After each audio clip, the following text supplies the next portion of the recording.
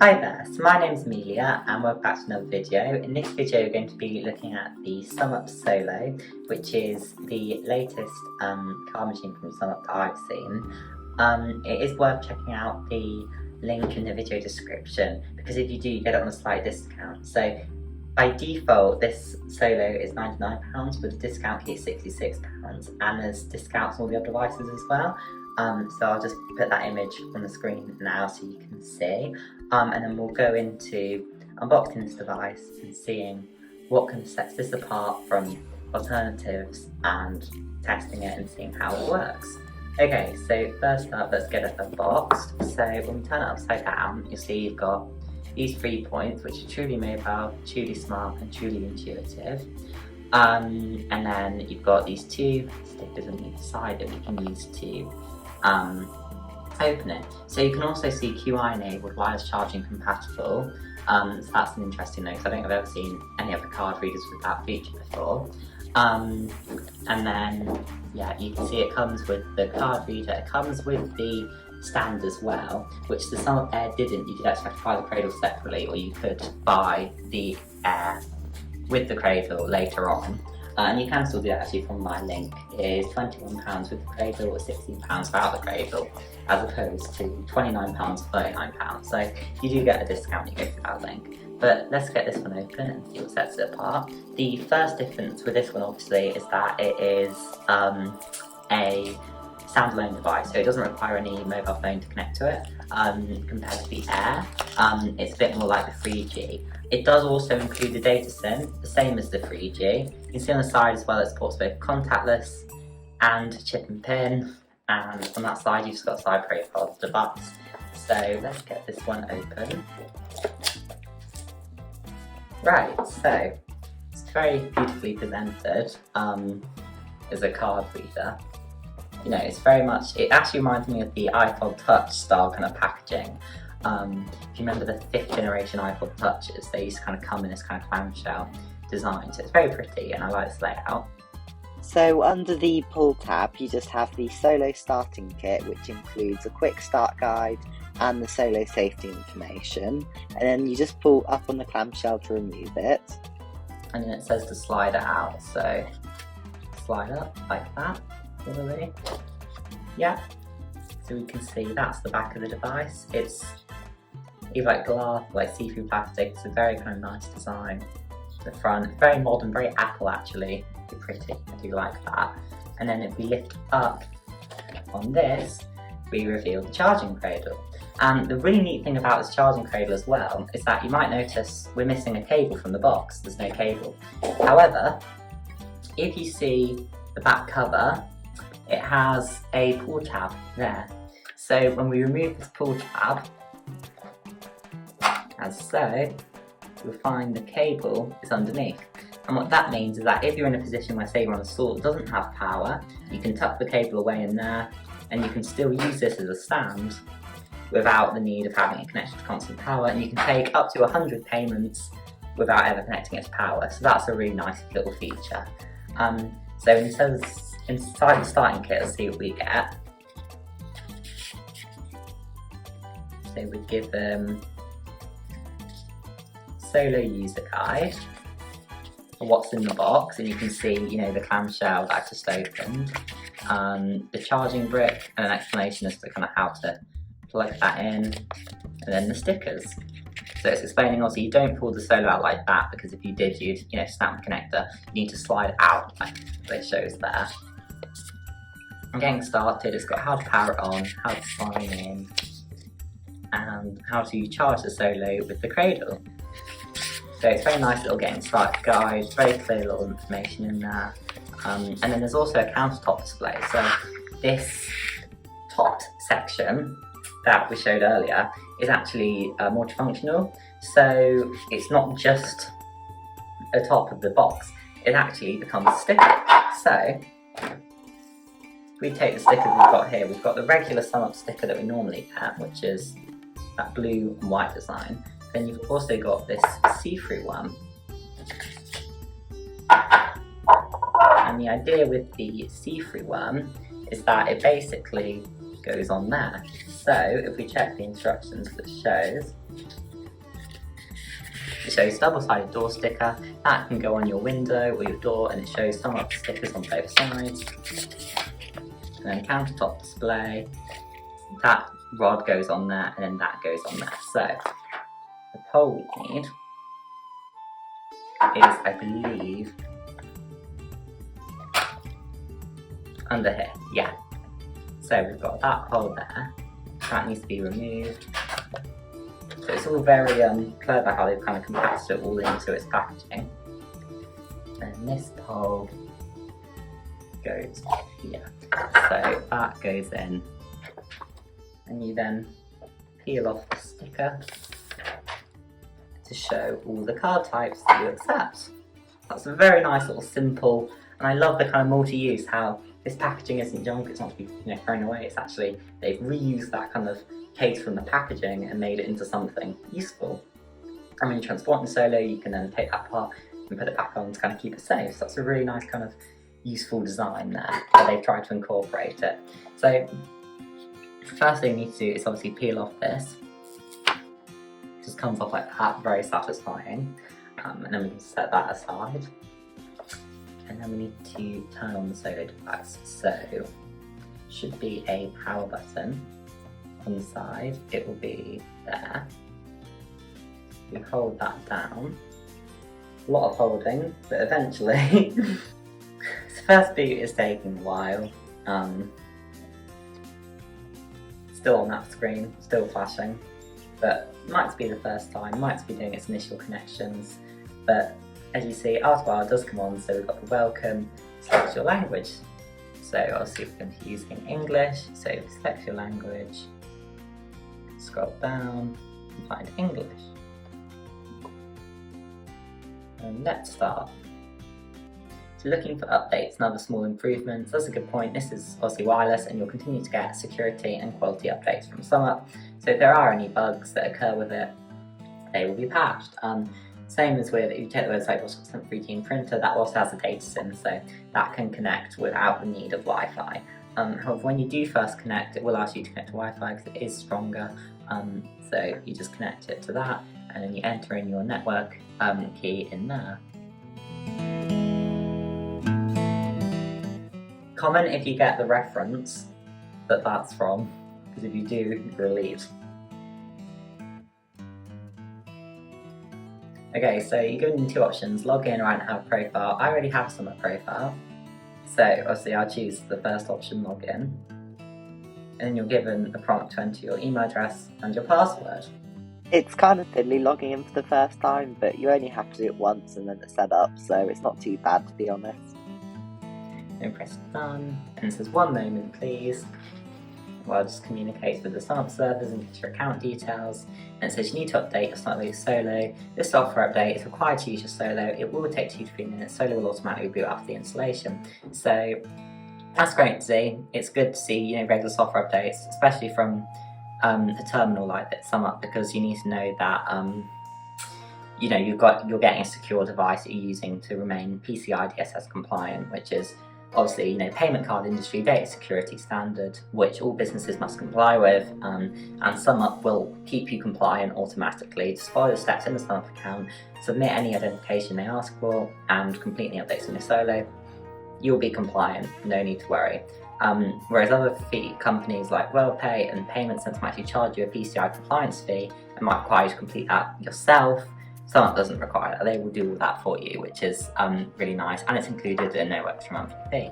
So, in this update, it tells you what's new on the screen. So it says you can now apply VAT and tax your transactions, there's visual improvement to your transaction screens, you can now accept Discover cards, updates only applicable to Brazil, like a little bit about PIX, which I don't know what that is, so obviously only applicable to Brazil, and there's other bug fixes and improvements. So we'll just click download and install, downloading update. It's a little bit laggy at the start, but I would expect that, to be honest, with it just being, taken fresh out of the box, booted up for the first time. It needs to connect, it needs to download its update, it needs to kind of freshen itself up, and then it should hopefully speed up. But you do get all the fixes.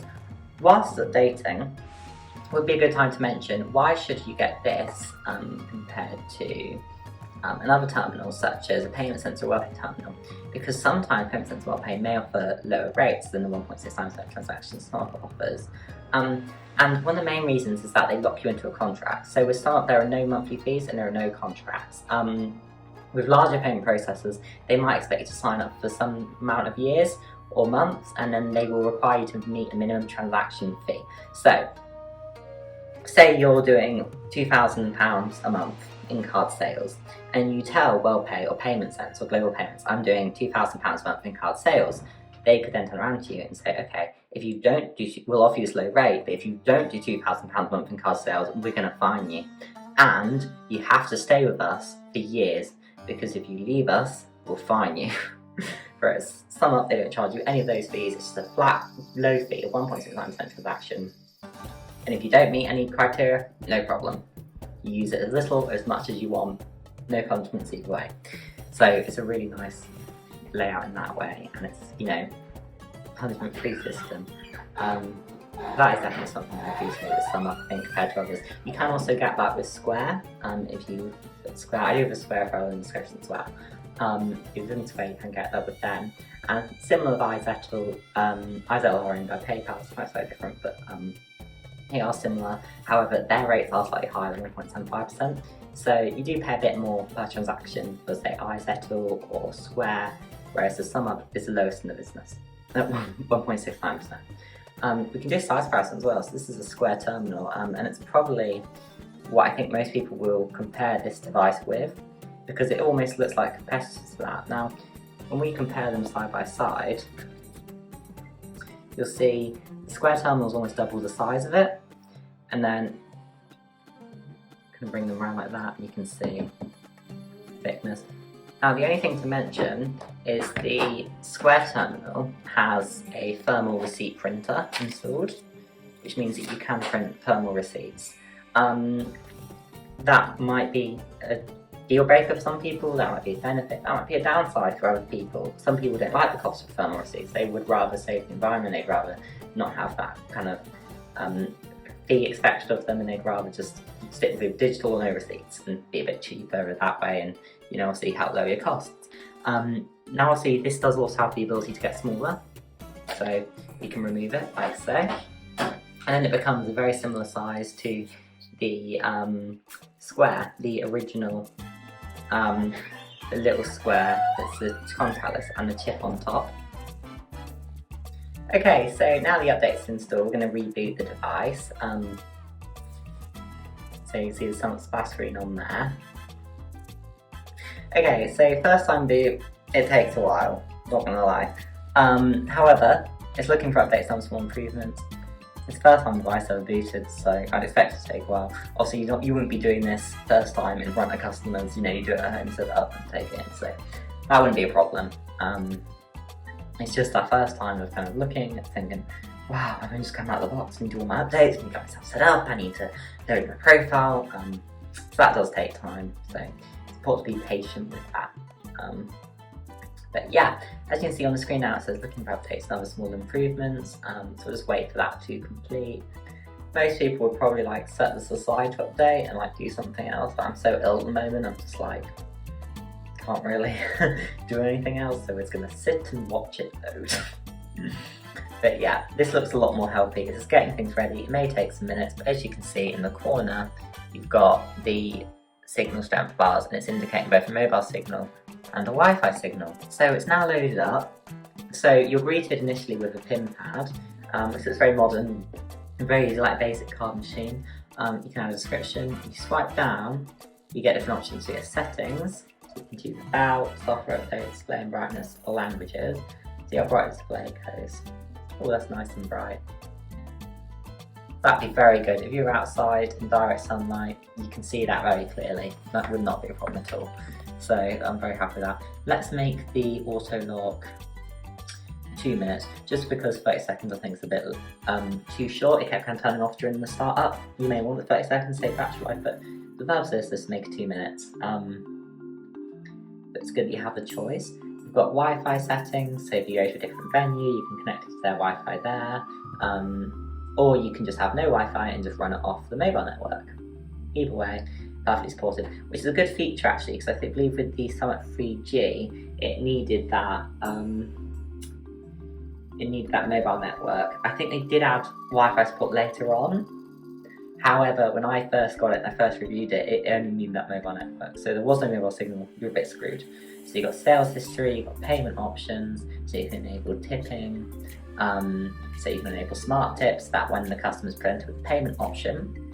So for example, in a restaurant or a cafe, they're then given a tipping option that's relevant to that amount. So if they're paying £10 or lower, their tipping options be £1, £2, £3. But if their value of the transaction is higher than £10, they'd be given the option of 10%, 15% and 20%. And then custom value and no tip are always available. So if you're in a restaurant, that could be a great feature for you. So let's just charge £1. So £1 charge. 1 moment please. And it says please tap. So obviously you tap first, and then if the card provider requires the PIN, then you would insert using the top. So let's just do a basic contactless transaction. This is using an American Express on Apple Watch, so we can show it accepts Amex. 1 moment please. Transaction successful. And then it gives you the option, do you want to receive SMS or via email, or you can just tap no thanks. Now if we enable tipping, so this might be useful for some restaurants, so I will just demonstrate it so that you've got the ability to see the £1. You would give it to the customer like this, so you would say £1, would you like a £1, £2 or £3 tip? And if they want, they could like tip you £1, and then it would say pay £2. So yeah, you'd see the total updates with the tip amount included. We'll just cancel that.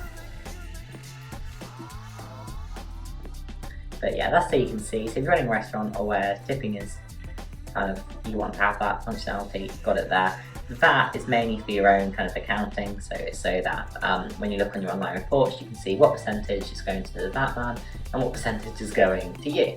So you've got that easy way of doing it. The only thing we mentioned would be chip and pin. So to do a chip and pin transaction, let's just enter in £1, charge. Now the chip slot, unlike many cards, isn't on the bottom. So if we take the card, we wouldn't insert it up here, it would need to be inserted on the top. So like that, down. You'll then be presented to the option to enter the PIN. You'll also see the card type in the corner and the amount in the bottom right corner. So you just enter the PIN on glass like that, and then once you've entered the PIN, you just press the green tick. You'll then see 1 moment please. Transaction successful. So that was really quick authorization actually. I was expecting it to take a bit longer than that, but as you can see, you can SMS or email receipt, just click no thanks. Let's check. So when you get a foreign card, such from America, you might often be required to chip and sign a chip and signature card. And you're required to accept these cards, right? If your business trades in the UK, it's an accessibility requirement, so not every business kind of has to accept them. However, they are processed slightly different to chip and pin cards, so I will just demonstrate that, so that if you do get one, you won't be confused, you know kind of what to expect. These are common, for American customers, for American banks, they often do this, but it will not have a PIN entry at any point. So we'll just say 1 moment please, and it'll say please sign, confirm and pay. They just have to sign on there. It doesn't matter what they sign, so they can just put a literally fraud. It's literally security theatre. There is no security added by a signature, so they can write whatever they want and just press confirm and pay. And you'll see transaction successful, and that's it. So yeah, you can accept chip and signature cards, so that's something worth mentioning. We'll just demonstrate the charge cable. I haven't kind of shown how that goes in yet. So it comes out of its housing at the bottom, and then you'll see it presented with the cable like this, and then we have a little tab.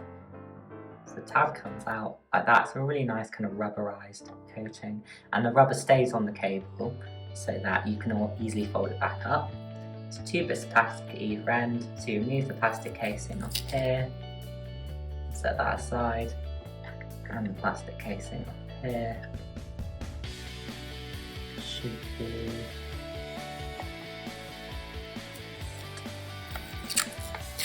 and set that aside.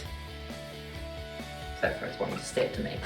But it plugs in like so, so you put this inside the device like that, cable's threaded through that hole, and then the connector on the bottom goes in to there,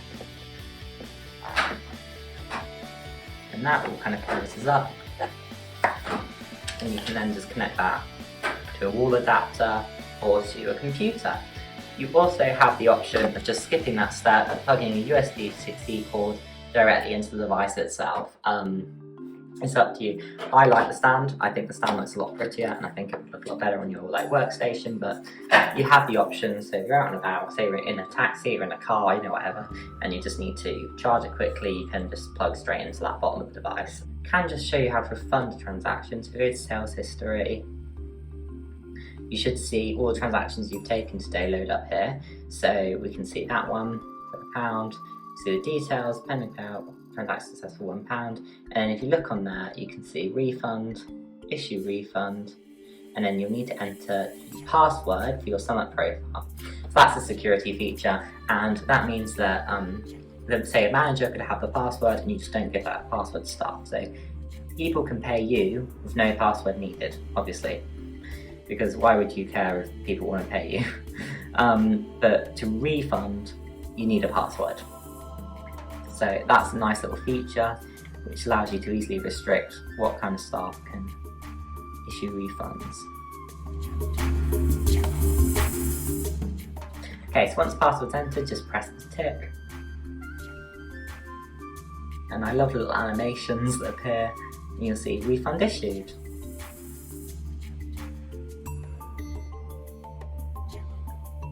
Instant transaction successful, transaction refunded. So it's very easy to issue refunds from the device itself. This is a very basic system. It does everything you need it to, but it's I think it's good value for what it does. It's pretty simple, but it does the job well. It's only £66 right now. It says £99, but only if you use my link in the description. So I will post that down below. If you sign up with that referral link, you will then receive a discount on your order. You can also get the 3G and printer for £94 instead of £149. That is a big saving, actually. And some kind of code. The other thing I would mention is the 3G and printer and the Air does also give you the option to connect to the mobile app. So if you would like to have a separate PIN pad and a separate staff device where you would enter in the transaction data, then the 3D printer and the Air do enable you to do that. They enable you to have the app open and the device separate as a PIN pad. And those will be linked in the description as well, so you can check them out. This one is only standalone, so you can only use this interface here. So some people it's perfect, for others it might be something different, but just so you're aware, that's how it works. But either way, links down in the description. If you have any questions, feel free to comment them, and I hope that video helped. If it did, please give it a like and subscribe, and thank you for watching.